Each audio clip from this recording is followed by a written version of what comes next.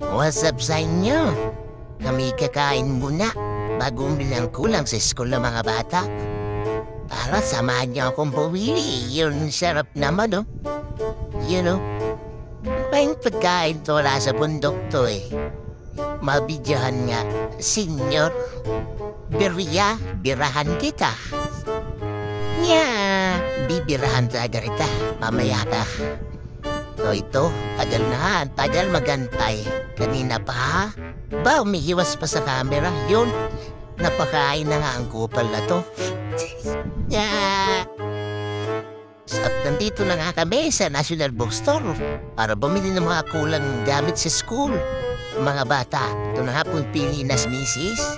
Ba, lapis ang unang inawakan pagpasok. Ako ay naglalakad-lakad dito sa loob, naghahanap ng pencil case. Nakoy, wala akong mahanap. Nasaan ka na bang pencil case ka? Di kita makita. Nako, yung pala'y ubos na. So yun, tapos na nga. Kami naglalakad-lakad na. May pauwi na. Bang umuuso pa si Mrs. Ba, itong lalaking tolo papakit sa likod. Ba, yun na nga ho. Tatago ka sa camera. Hoy, asam ka na? Bay, puro mukha lang ni Mrs. ang nakikita ko. Ayun na nga, nag-holding hands na yung dalawa. Ba, saan ko pupunta? Kayo magpapalamig na. Nako, umuwi na tayo. At yung bata ay umiiyak na.